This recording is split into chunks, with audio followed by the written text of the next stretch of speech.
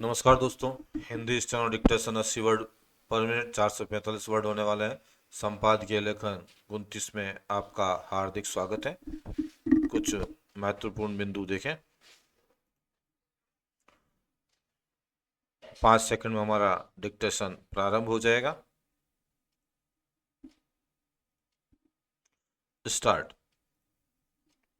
मतदाता सूची में गड़बड़ी और मतदाता पहचान पत्रों के क्रमांक में दोहराव को लेकर संसद में हंगामा जारी है, लेकिन इससे कुछ हासिल होने वाला नहीं है। Para change. इन मुद्दों पर हंगामा करने के बजाय इस पर गंभीरता के साथ विचार विमर्श होना चाहिए कि मतदाता सूचियों की कथित गड़बड़ी कैसे रोकी जाए।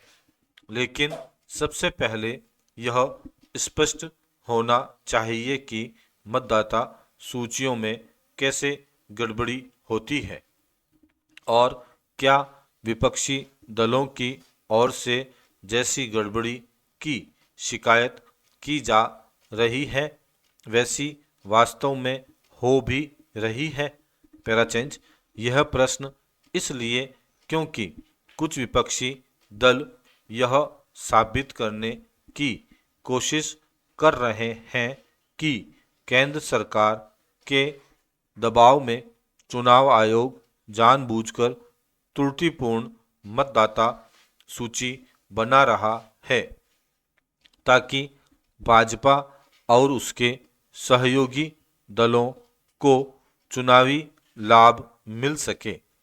मतदाता सूची तैयार करने का काम चुनाव आयोग करता है और इसके लिए वह जिस सरकारी मशीनरी का सहारा लेता है उस पर राज्य सरकारों का नियंत्रण होता है।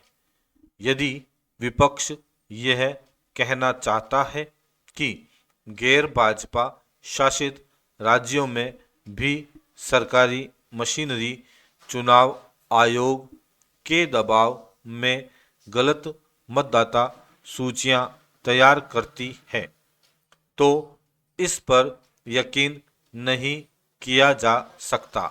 मतदाता सूचियों में गड़बड़ी का सवाल उठाकर विपक्ष लोगों का ध्यान खींचने में इसलिए नाकाम है क्योंकि एक तो वह कोई पुष्ट प्रमाण सामने नहीं रख पा रहा और दूसरे यह साबित करने की अतिरिक्त कोशिश कर रहा कि चुनावों में धांधली होती है। पैराचेंज। वह चुनावों में धांधली का शोर मचाते हुए हरियाणा और महाराष्ट्र के चुनाव नतीजों का तो उल्लेख कर रहा है, लेकिन जम्मू कश्मीर और झारखंड का जिक्र करने से बच रहा है। क्या वह यह कहना चाहता है कि जहां जहां उसे पराजय मिलती है वहीं वहीं धांधली होती है। पैराचेंज। समस्या केवल यह नहीं है कि विपक्षी दल चुनाव आयोग को बदनाम करने में लगे हुए हैं, बल्कि यह भी है कि वे अपने मनगढ़ंत आरोपों के सहारे चुनाव प्रक्रिया को लेकर लोगों के मन में संदेह पैदा करने का काम कर रहे हैं। पैराचेंद।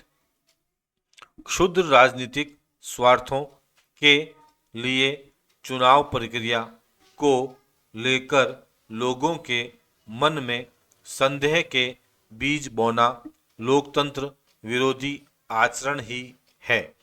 यह किसी से छिपा नहीं कि विपक्षी दल जब तब ईवीएम का विरोध करने के लिए आगे आ जाते हैं और यह जानते हुए भी मतपत्रों के जरिए चुनाव कराने की मांग करने लगते हैं कि उनसे कितने बड़े पैमाने पर धांधली होती थी।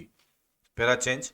विपक्षी दल मतदाता पहचान पत्रों में एक जैसे नंबर का मामला भी इस तरह उठा रहे हैं जैसे इससे भी चुनावी धांधली होती हो।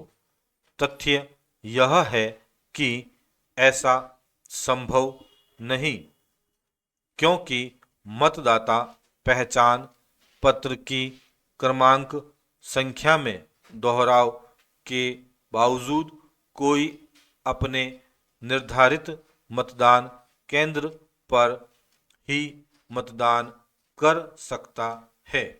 स्टॉप। दोस्तों, इस प्रकार हमारा संपादकीय लेखन 29 यही समाप्त होता है। कुछ महत्वपूर्ण बिंदुओं की तरफ चलते हैं। आपने संपादकीय लेखन नंबर नोट कर लिया होगा, वीडियो को ध्यानपूर्वक सुनकर डिक्टेशन लिख लिया होगा। अब आते हैं डिक्टेशन को चेक करने के बारे में। हमारे द्वारा बनाया गया टाइपिंग टूल, जिसका डिस्क्रिप्शन में लिंक दे रखा है, वहां जाकर आप टाइपिंग के माध्यम से डिक्टेशन की जांच कर सकते हैं। कोई जरूरी सलाह हो तो कमेंट बॉक्स में जरूर डालें। इसकी पीडीएफ के लिए टेलीग्राम को फॉलो करें। मेहनत का एक लाइक बनता है, आपसे रिक्वेस्ट है एक लाइक जरूर करें और अपने दोस्तों के साथ वीडियो को शेयर करें।